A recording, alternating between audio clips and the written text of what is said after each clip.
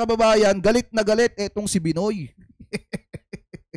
Galit na galit mga kababayan etong si Robin Padilla at napamura pa nga po. Ano po, at yung pinapatamaan niya dito, mga kababayan, ay ang administrasyon ni PBBM. Para nga atang si PBBM pa yung isa sa pinapatamaan dito ni Robin Padilla, mga kababayan. So siguro ito yung sagot niya doon sa mga banat, mga kababayan, ni PBBM, doon sa kanilang partido na ikinakampanya nila, mga kababayan. Di ba kung titingnan nyo, sunod-sunod yung mga pagbanat nito pong si PBBM at sunod-sunod yung mga pagsagot ni PBBM sa mga tirada nitong si Digong. So ngayon, pakinggan natin, mga kababayan, itong tirada naman itong si Robin Padilla kasi nanggagalaiti po siya dito. Talagang maraming hugot at hanas itong si Robin Padilla. So ito, pakinggan po natin. Huwag niyo pong pabayaan yung mga kababayan nating mahihirap po. Lagi tayong politika. Yan. Siraan po tayo, banatan dito po. Sawang-sawa na ako. Okay, tanyo. Nanggagalaiti si Robin Padilla, lagi daw tayong politika. Lagi daw pong politika, mga kababayan. Siraan daw doon, banatan daw doon, mga kababayan. Tapos napamura na siya. Pero kung titingnan nyo, mga kababayan, wala naman kasing gulong ganito sana. Eto yan wala naman kasing gulong ganito sana, mga kababayan. Kung hindi lang sana nagsimula yung mga boss niya na ipinagtatanggol niya. Yan ang totoo po dyan, mga kababayan. Kung hindi sunod-sunod yung mga pagbanat nila noong 2024, mga kababayan, wala naman sana ngayong mga pagbanat sa kanila na mangyayari. Kasi ang kalaban na nila ngayon, hindi na naman yung mga politiko. Ang kalaban na nila ngayon, mga kababayan, at bumabanat kina Senator Robin Padilla at sa mga kaalyado niya, ang taong bayan na po. Kasi nga, mga kababayan, may mga issue sila na dapat nilang harapin. Lalo na itong mga Duterte, mga kababayan, may mga issue ang mga Duterte na dapat po nilang harapin. Pero ang problema kasi, mga kababayan, saglip na harapin po nila, yung iba kasi pinagtataguan pa. Tapos yung iba, idinadaan na lang sa pagbanat at paninira po sa gobyerno. So ngayon, hindi natin masisisi kung bakit yung mga kababayang Pilipino po natin binabanatan po sila. Ngayon, hindi na natin kasalanan kung bakit napakabalat sibuyas po nila. Ano po ngayon, kung titingnan nyo, ang presidente, mga kababayan, pumipitik na sa kanila. Tapos ngayon pumipitik ang presidente, sasabihin ngayon ni Robin Padilla na puro politika daw. Puro pamumulitika na lang daw. Tapos may pamura-mura pa. Dati nga, malaya kayong punahin ng presidente. Tapos ngayong pinupuna na kayo ng presidente. May mga papitik na sa inyo ang presidente, nang gagalaiti kayo. Diba? Ipagpatuloy pa natin. Ang totoo lang, wala pang nararating ang ating bansa. Wala pa pang tayo nararating. Lahat tayo utang. Huwag na tayong magsisihan kasi ganito, kasalanan ni ganito. Ganito, kasalanan ni Pangulong ganito. Allahu Akbar. Alam nyo, mga kapatid, ang utang po natin ngayon, lagpas na sa leeg natin. Nasa 16 trillion na tayo. Kaya kahit na sinong humarap sa inyo, na sinabing siya ay mataas ang pinag-aralan at siya ay nag-aral sa abroad at nag-aral kung saan-saan, nasa ng bansa natin, may pinuntahan ba? Puro tayo utang, nabubuhay tayo sa utang, kaya hindi pinag-uusapan ng utak dito. Hindi kasi kayo nagtatrabaho ng maayos. Lagi ninyong iniaasa sa presidente yung problema ng bansa. Kaya nga kasi kayo iniluklok dyan ng sambayan ng Pilipino kasi para magtrabaho kayo ng ayos. Ang problema kasi, ang tinatrabaho nyo, Senator Robin Padilla, yung kapakanan ng mga kaalyado po ninyo. Dapat po kasi, kung talagang may malasakit kayo sa bansang Pilipinas, alam mo pala na malaki ang utang, dapat nagtatrabaho ka ng maayos.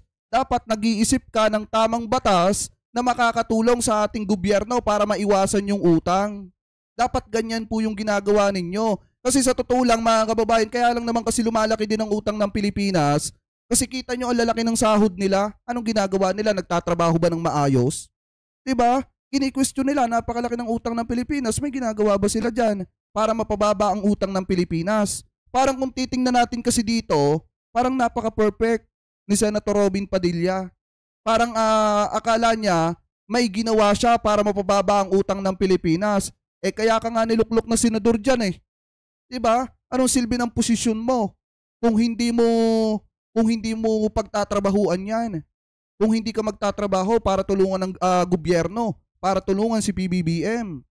Kasi parang ang dating kasi mga kababayan dito, kasalanan ni Presidente Marcos kung bakit malaki ang utang. Unang-una mga kababayan, alam naman natin na dapat trabaho din nila na tulungan ng Presidente na pagandahin ng Pilipinas. At saka mga kababayan, baka sabihin ng iba, bakit nga kasi lumalaki yung utang? Ano ba nagawa ni PBBM? Wait lang mga kababayan, search lang natin yung Facebook natin. Alam ko may isinare ako dito Ayan kung titingnan nyo mga kababayan, baka kasi walang idea yung iba. Ikini-credit natin to kay Sangkay Janjan Baka kasi walang idea yung iba mga kababayan sa mga pinaggagawa ng Presidente. Yung mga bulag dyan, baka wala kayong idea. Ito ayan. Tingnan ninyo mga kababayan ayan mga kababayan.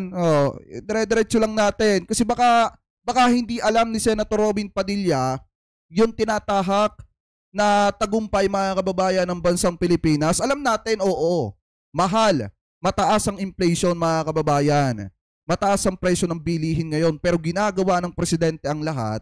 Ginagawa ng administrasyon ni PBBM ang lahat para mapababa ang presyo ng bilihin, para maibangon ng Pilipinas. Kasi tingnan nyo naman kasi yung ginawa noong panahon ni Digong mga kababayan. Maraming problema na iniwanan. Dito sa administrasyon ni PBBM. Kaya talaga yung pagbangon ngayon mga kababayan, since maraming ang problema na iniwanan ng administrasyon itong si Digong, hindi naman yan pagtulog ngayon, bukas ayos na yung problema. Hindi po ganun. Mga kababayan, yan po ay pinagtatrabahuan at pinagsusumikapan ng Presidente mga kababayan. Kasi baka walang idea si Senator Robin Padilla kung anong ginagawa mga kababayan ng administrasyon ni PBBM. So yan, isa pa ito sa malaki nakatulong mga kababayan sa mga Pilipinong kababayan po natin. 10.8 bilyong utang na mga magsasaka burado na. Kasi nga kung titingnan nyo mga kababayan, di ba namimigay nga ng lupa etong si PBBM. Hindi po pa utang yon. Bigay po yon sa mga kababayan nating magsasaka. Kung meron man tayong magsasaka na nabigyan ng titulo ng lupa na nanonood sa atin ngayon, mag-comment po kayo. So ngayon ipagpatuloy pa natin. Wait lang. Ayan, ipagpatuloy pa natin dito. Dahil lahat ng naupo, puro utang. Ano ngayon ang direksyon, mga kababayan ko? Lahat daw ng naupo, puro utang. Kasi nga, hindi ka nagtatrabaho. Kung nagtatrabaho lang po sana kayo ng ayos, di sana natulungan nyo po ang gobyerno po ni PBBM para kahit papaano mapababa yung utang. Hindi po sa palaki.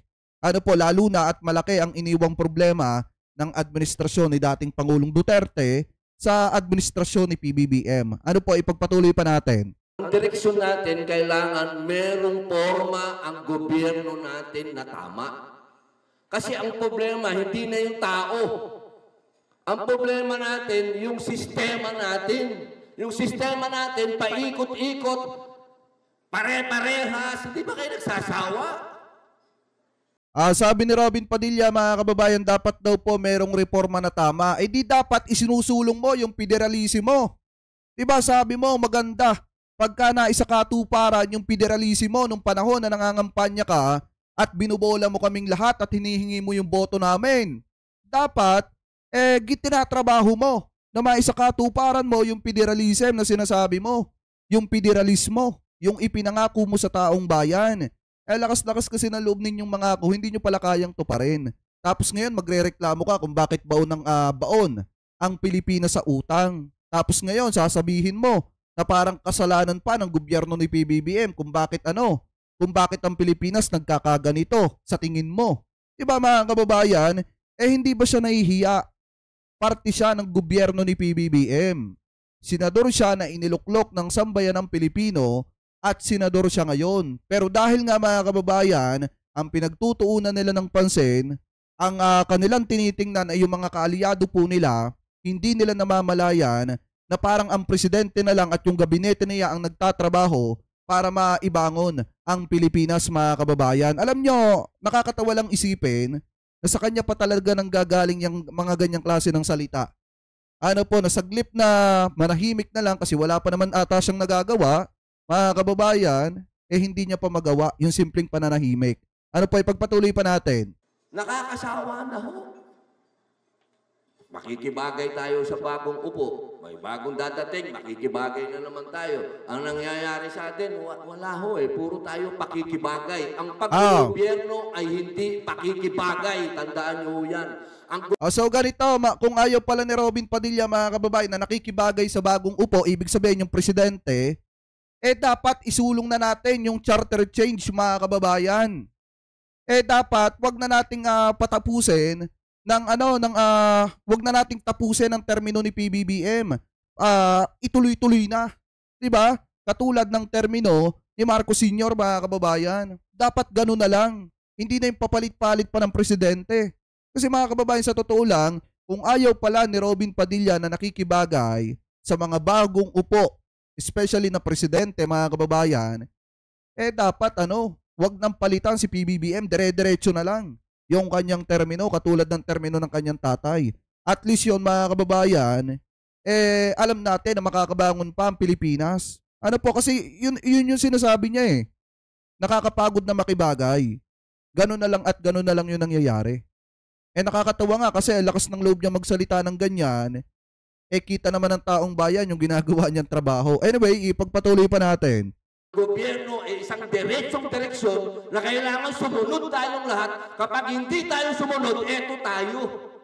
Sino ba sumasaway? Eto tayo, baon sa utang. Baka akala nyo, masarap ang buhay nating lahat. Pakinggan nyo to. Yung mga taga-suporta ni Digong yung mga vlogger dyan, ni Duterte, pakinggan nyo to Pakinggan nyo tong sinasabi niya. Yung mga taga-suporta ni Digong, yung mga didisit dyan, makinig po kayong lahat sa sinasabi ni Robin Padilla.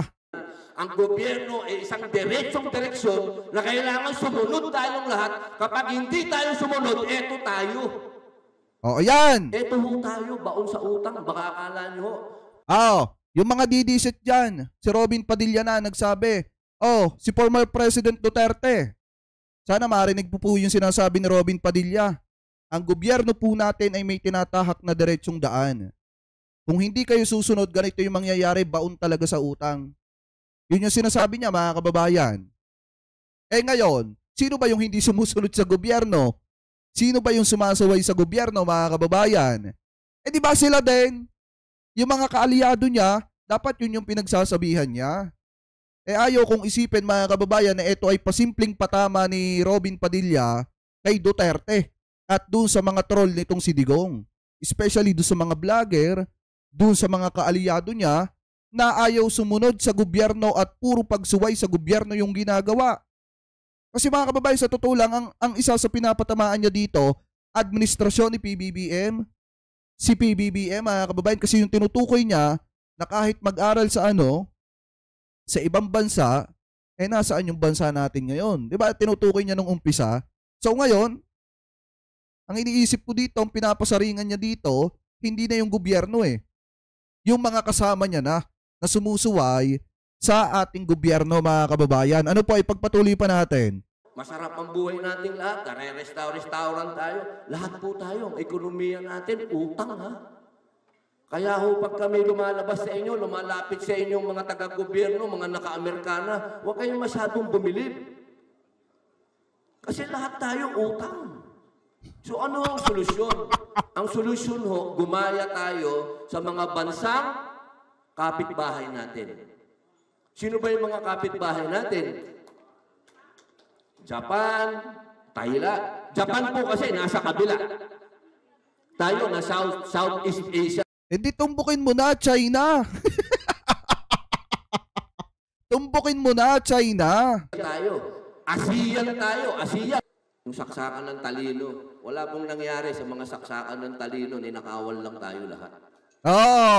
Ang kailangan po natin, may common sense na naiintindihan na ang kailangan ng bansa, negosyo, puhunan, trabaho, hindi ayuda. Alam nyo, masakit nga, mga kababayan, di na nga siya matalino, wala pa siyang common sense. Yun nga masakit dun Pero hindi ko sinasabing siya wala nang talino, wala pang common sense. Ano nangyari sa bansa? Saglit na tulungan ng presidente para maiyahon ng bansang Pilipinas. Ano ginawa niya? Nag-focus siya mga kababayan sa pagtatanggol kay Kibulok noong 2024. Nag-focus siya doon sa pagsusulong niya na yung ipinagbabawal na damo ay gawing gamot. Mga kababayan, doon siya nag-focus. Kaya nga ngayon, ewan natin kung may nagawa na ba siyang batas na siya talaga yung author ha, hindi yung co-author. Mga kababayan, ewan nga natin kung may na-author na ba siya na batas. Kasi ang pagkakaalam ko, parang co-author lang ata lahat. Anyway, pagpatuloy pa natin.